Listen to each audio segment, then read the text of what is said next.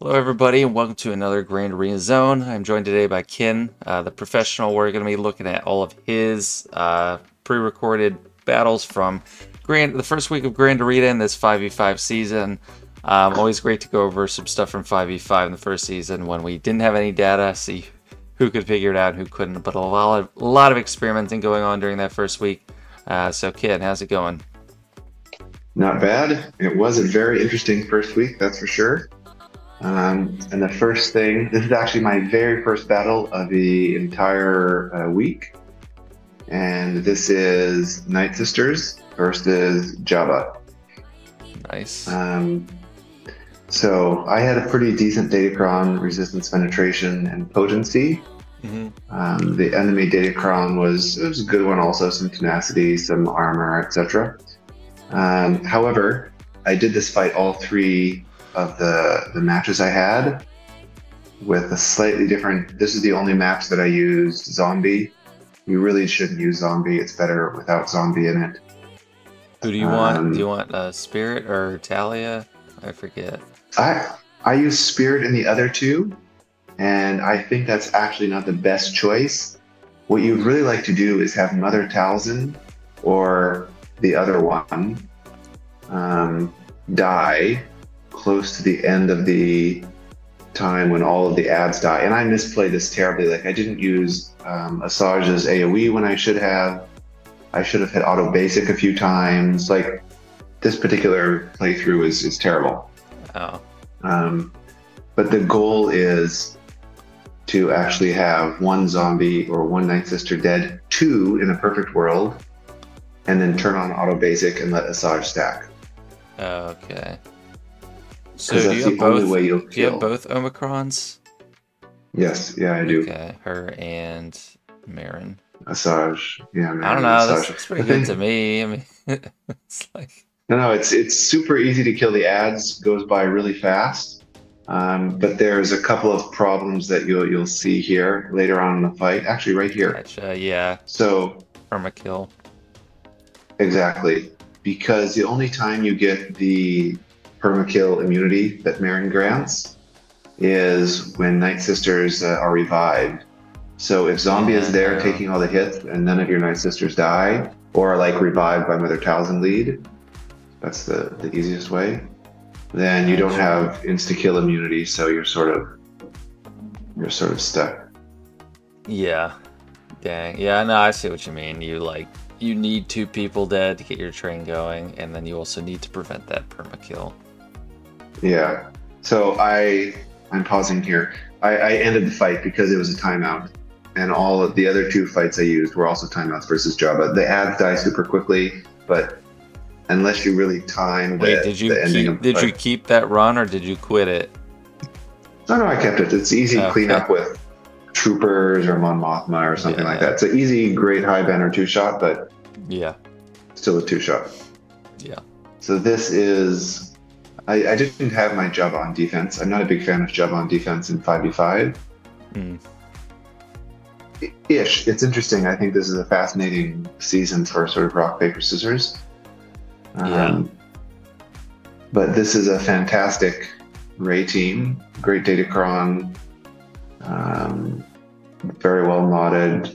One of the more difficult sort of timeout comps. This one Is is Jabba meant to good be... against Cal?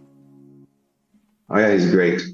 It's Okay. very easy. You'll see, like, I actually lose somebody because of a slight misplay and because I didn't spread my damage to get them below 100% health and protection. Because you'll see Ben here, Oh, he wrecks. Yeah, he probably goes off. Yeah. But it's still a pretty easy win. I think it's like 61, 62. That's pretty good. But the whole goal is just to focus down Ray, eat what's his face, eat Cal, and then eat the rest of them Yeah. while you keep banging on Ray.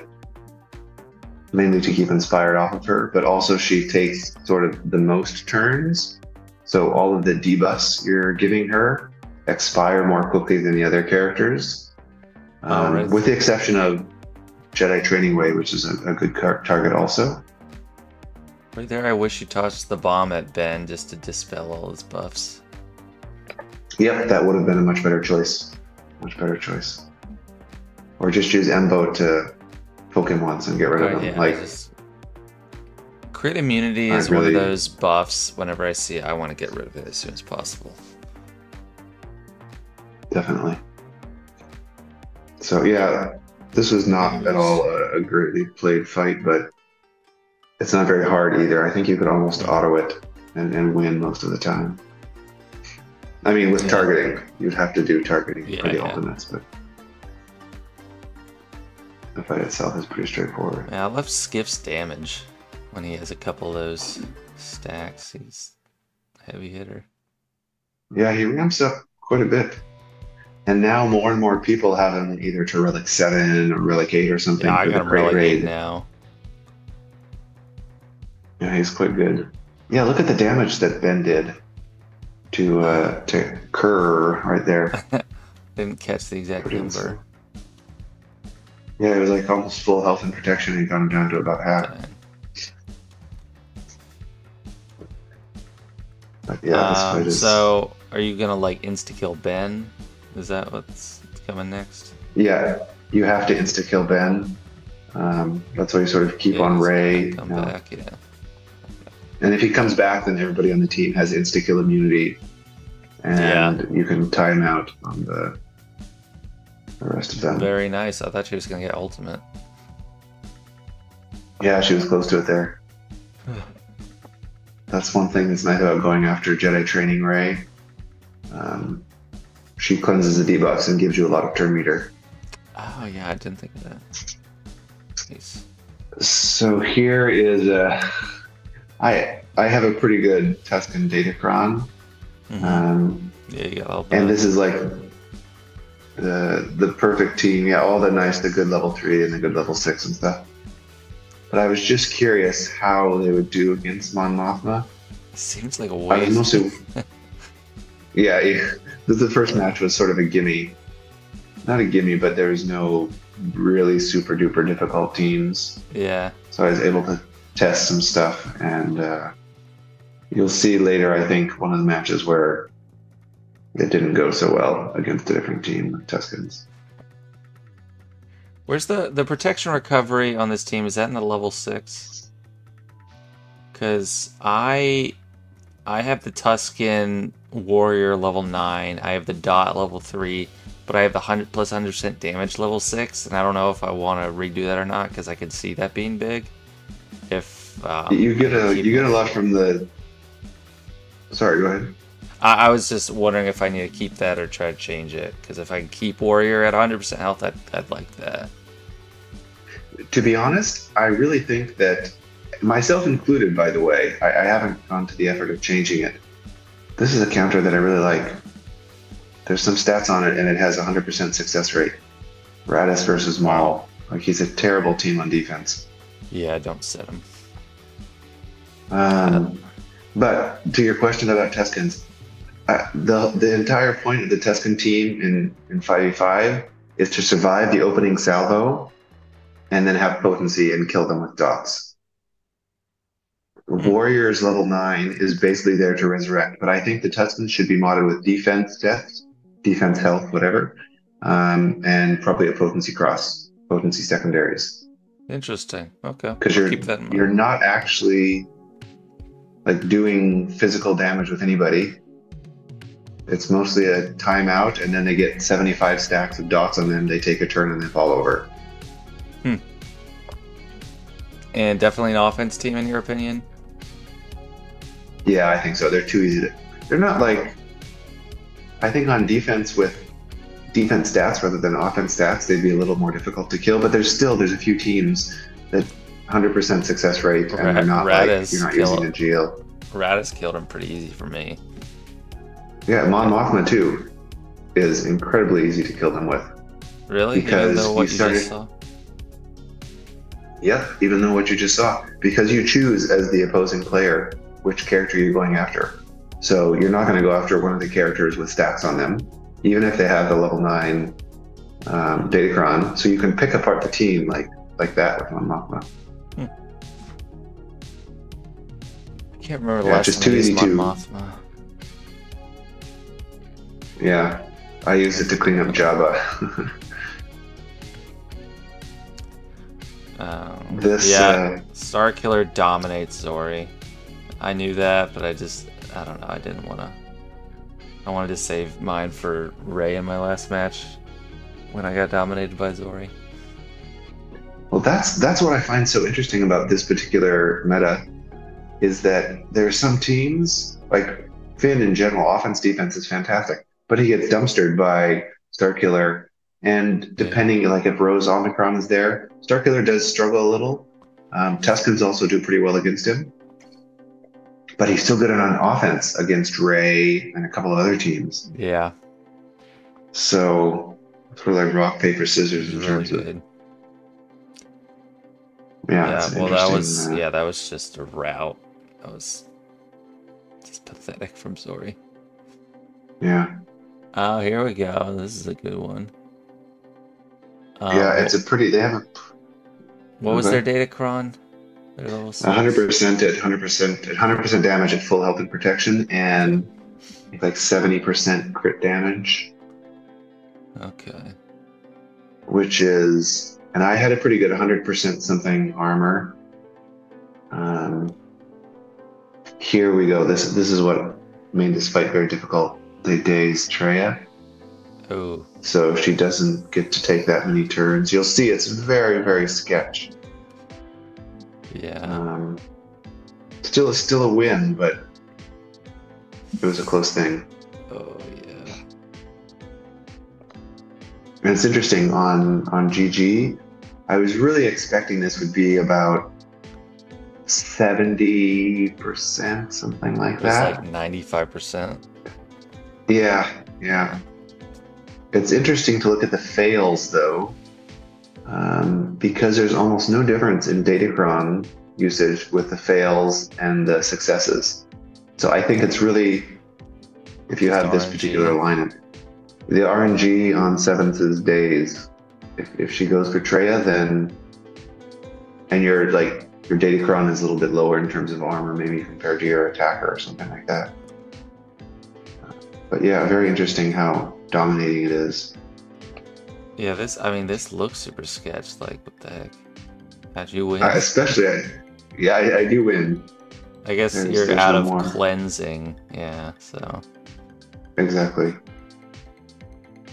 Wow, that was a big hit from Talon. Yeah, that was my first fight of the second match. Oh, that was a lot of armor penetration. Yeah. So my spy is relic 8. Relic 7, I think. 7 or 8, I don't recall. The rest of them are relic 5 except for Poggle, because this is using the Poggle Datacron. Mm-hmm. And one thing that actually, if you look at the stats on GG with Insight, surprisingly, this setup is a little bit worse. I should have gone for Hondo there.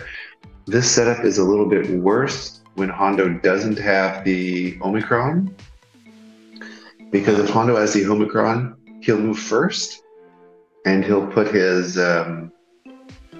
whatchamacallit on the soldier, and you have a better chance, not the soldier, the brute. Yeah. You have a better chance of the brute dying and Hondo going bye-bye. But here, even though it looks a little sketch, it's crazy how good this Datacron is. Yeah, I forget what it does, but I know when I was scouting him out, it looked really good. It basically gives Poggle a huge amount of dodge, all of them a bit more health and protection, and enormous amounts of TM generation from debuffs. Wow, yeah. So he takes a lot of turns against debuff teams. The real risk here is Nest, actually, because she ramps quite a bit, and her damage with all the buffs that you're generating from Poggle's offense up, she gets pretty dangerous. I should have killed her earlier on. I think the correct turn order here is or kill order rather. I don't know. I would have been scared Is of Hondo there too, because I tried cleaning up Hondo, like a lone Hondo, no leadership or anything with Geos once, and I just couldn't kill him because he just was recovering so much from them giving buffs and yeah. stuff. I think I should have gone for Hondo first because he isn't resurrected by Vandor because he's not light side. So yeah, it's crazy. Since you're attacking Zalbar, I was thinking of Tarful. What do you think? Padme is like one of the best counters for Tarful? Because it stands out to me. It's like it's just an easy call, and like Moff Gideon. Yeah, I think Tarful is going to be easy to kill when he's on defense if you have Padme, basically, or Seer or something like that. Yeah. But a very powerful team on offense. Yeah. It's one of those counterintuitive things. People are like, oh, he's got a lot of defense, so I should put him on defense. But you put him on offense. Yeah. It's interesting. Team design, he's sort of like another overkill here. Team design, he's sort of like, like Seer a little bit, where you benefit from your opponent taking a bunch of turns. Yeah. And just letting you stack like crazy. This is a sort of a waste of a team, but I'm just curious how it would go. Yeah. Because the stats available for Trench are not so much from last season. Oh yeah, from last season there was nothing. Like it was just no indication compared to this Datacron. Yeah. Or maybe it is. I don't know if it really helped him much. I ended up just setting mine on defense with Geos because I was not going to give up Watt. Yeah. I think the stats actually, he is not a bad team. He's a destroyer of other B teams. But there's like 3 or 4 counters you can use, including even if he has like everything Datacron, you can still use troopers like 70% of the time to kill the whole team. Not a great success rate, but still, you can do cleanups pretty easily. Just kill 1 or 2 units and then it's pretty easy to finish. You know what I think you should have done there? I think you should have tried to attack Django a lot with, when he had damage immunity, try to turn meter train with basics to get to the Star Destroyer. I don't know if you get to it here, but I don't. I was thinking that. That's a great idea. Yeah, because that's the problem with overkilling with Star Killer when it's a team like this. It's like you're just going to lose all your banners because you never get a chance to get the Star Destroyer. Very good point. Yeah, that's a great idea. Yeah, so here's the Tusken versus TLS fight I was talking about earlier. Mm-hmm. And I saw a lot of these in GAC history, looking at the Datacrons they were using. Mm-hmm. And right there, I think I possibly could have played this to a win, but I didn't do targeting very well, especially with Warrior later on. This, I should not have used that. Yeah, no. Once you give up all your stacks of once you give all your stacks of momentum, you lose so many stats, defense, etc., etc. So I just like opened up Warrior to be killed by wasting all the stacks there in the opening. Yeah. Really poor choice. Dang. This is actually a pretty, in general, pretty successful counter. But in addition to like the tanky modding stuff I was talking about earlier, you just, look how fast Han dies from dots. Yeah. You just have to like not waste your momentum stack. Sort of similar to the crate raid in a bit. But man, I did a terrible job here. So I think this one, I'm not sure if I fast forward this one, but eventually I think it times out because I realize like halfway through, I'm just I'm murdering this. I'm murdering my chances of winning. Yeah, C-3PO dies. Yeah. Yeah, at least get that. And he doesn't get the hits, the crits to cleanse himself.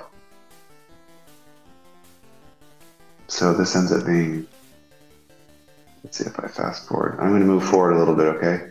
Yeah, no, that's fine. Yeah. So I think the three of them go on for a long time. This Datacron also has some tenacity, and mine doesn't have. Here, your favorite. I hit auto. It doesn't help me win though. Yeah, no, this is one of those situations where I'd be like, yeah, I just put the phone down and walk away. Yeah.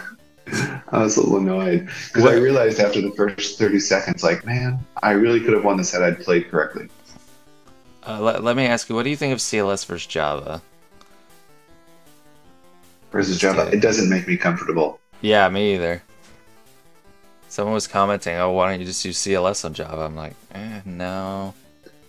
Like, if they don't have a lot of armor and you have a lot of armor penetration, yeah, okay, but that's...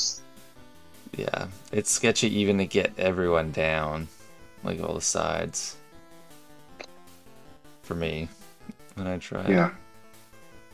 I've seen it a lot, and it works 50% of the time, sort of, is how I, like, for fair fights, if you take out, like, the easy gimmies with no Datacrons or something like that. Yeah. This is actually a very interesting fight. There's almost no, even now, after the first week, almost no Seer teams have Maul in them. Yeah, and Maul is just, I don't know, he dominates on this team. It's so scary. Yeah, he's quite powerful. And I think the actual success rates for this particular team, like now in the stats, it's something like 95% or something. It's quite high. Surprising there's some failures, to be honest. For Treya versus this? Yeah, Treya with Savage. Yeah, I'm not too surprised. But man, you give up so much. Like, yeah, look at that. Crazy. Her insta-kill is quite powerful. Yeah. So it's interesting, like, the tempting team to put on defense, because there's not much else that beats it. It isn't a GL. And some GLs, I think there's a few JML, because JML does pretty good against this team with no Maul in it. Mm-hmm. But with Maul in it, I think there's a few JML failures. Wow. Yeah. Crazy. I think if you get like a 5-stack of Maul and a full loaded, or like that Fulcrum, you definitely can have even JML brought down. Mm-hmm. I mean, once he's isolated and doesn't get the crit hit immunity. Yeah. Yep. But yeah, it's interesting. I didn't see the, I didn't show it earlier, so I just brought it up here now. Okay. It's pretty good. They get the defense and the offense. Yeah, the offense one. That's what you want to do. Wow. Yeah. But I don't know. In this particular one, having the 5% for the amount of buffs they all get is very tempting. Like the 100%, I think is great for. I mean, the offense defense is definitely better from all. But yeah, I still think it's not, because if it were like per buff, yeah, but it's like every turn as long as you have 2, so it's like 5% when they get a turn, 5% again. They're barely taking turns, so it's like it's a trap, basically. To set it, I mean, it's team, like for this team, it probably is. It just, to me, I think it's better if you don't have Maul in the team and you have a big ATF that you're depending on for damage. I think it's better, because offense up, defense up with no Maul, like, it's not doing anything. The 100% thing is only good. Well, it's pretty good for Fulcrum, but I think the stacking offense over time is better for Fulcrum. Well, that's also a level 3. It's not a level 6, so you could have both. That's true. Well, what I meant then was, and that's it. That's the last fight. Nice. Yeah, it was a short one this time. Well, 25 minutes. Yeah. Well, no, it's still good enough for our purposes. Can you go back to some freeze frames so as we complete talking, I'm not just staring at this orange cone. Just click somewhere. Of course, you don't like the orange clone? What? I do not. Crazy. All right. Yeah, so Let's what are go some up of your here. other takeaways from week one? Um, I think the most surprising thing for me is that for every team that I saw at least, and looking back in the history now, obviously I'm saying this a bit in hindsight, having the chance to look at the history. There's no team like, for instance, Reva at the end of the last 5v5 season. There's no team that's giving you like the best chance you have is 90% or something like that. Every single team in Datacron has a 99 or 100% counter There's some that I options, yeah. saw, which, as far as I recall, it's the first time we've had like we're missing sort of this team that everybody places just because it's difficult to beat for anybody. Yeah, yeah, which So I think is good. It's like opens things up for it's really you cool. and leads to more varied matches. To me, the big thing has been whether I bring Lord Vader on offense or defense.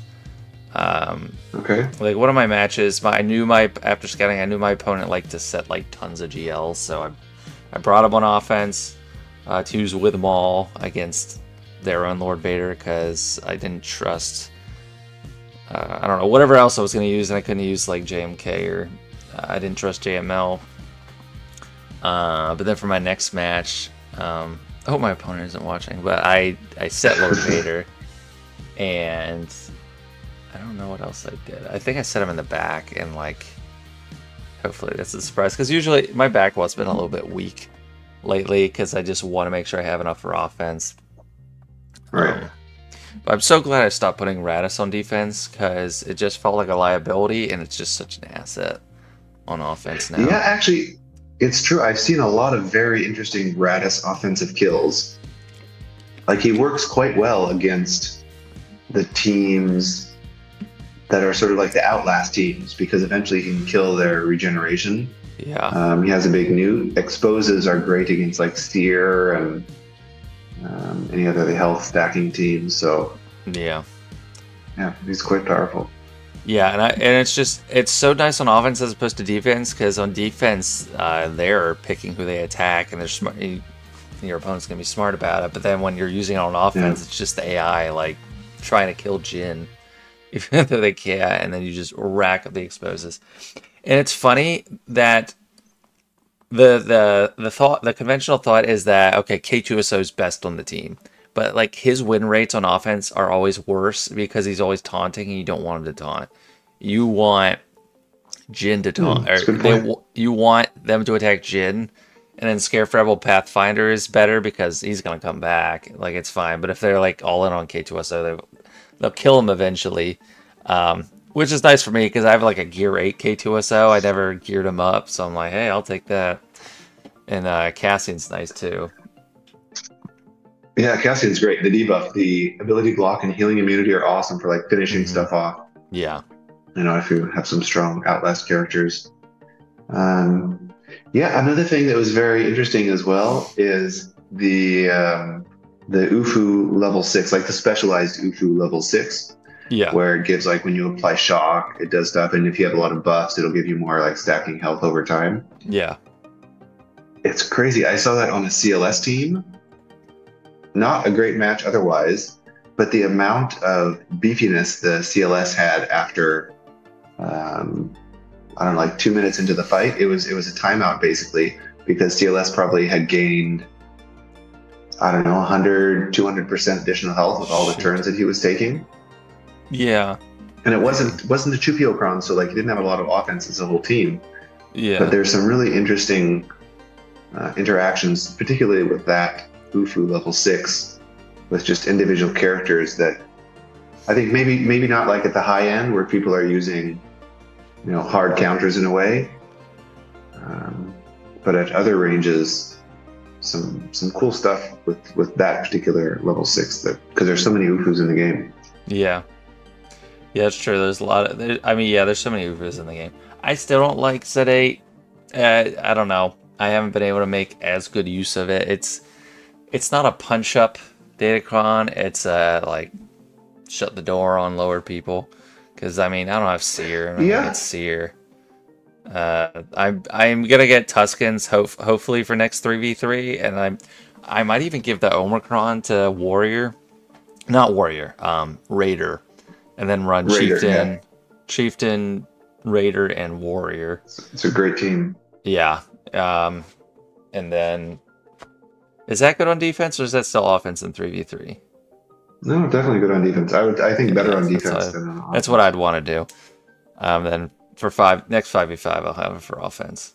But a lot of times when I get one of these level 9s for a newer character, I use it for one season in 5v5. It's like, oh, I finished them off by 5v5 and I get to use it one time.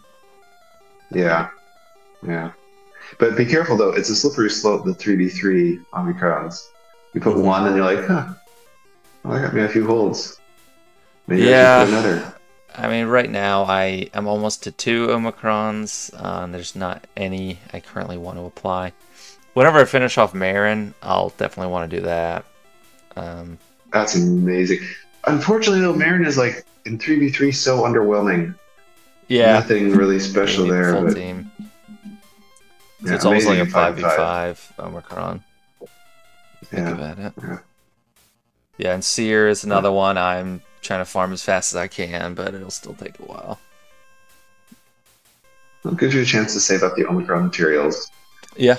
I think they're going to be very interesting. I'm very curious what happens with the new Cal as well, to see what he does for the Jedi, like the JNL team or something. Or that'll be interesting too. I just redid my free to play guide because of Crate. It's coming out today, like as we're talking, but when this is out, it'll have been the day before. And I added an Omicron page just with a few recommendations, and I was like, do not apply Chief Chirpa, because that, like, every new player applies Chief Chirpa. Yeah, that's so sad. They're like, I mean, I got this team, I got these mats, I don't care about them. Like, they're just piling up. Oh, foolish child. Not child, but new player to the game, rather. Right. All right, well, I think that's good for this one. Thanks for coming on. Great matches, and thanks for all the insight. Yeah, as always, it was a pleasure. Very nice to speak with you again, Sonjita. Sonjita. Yeah. So close. All right, guys, thanks for watching. Check out Kyn's channel, Grand Arena Science. He has meta breakdowns every season, a couple every season. Some good stuff. Check that out. Thanks for watching, and see you guys later.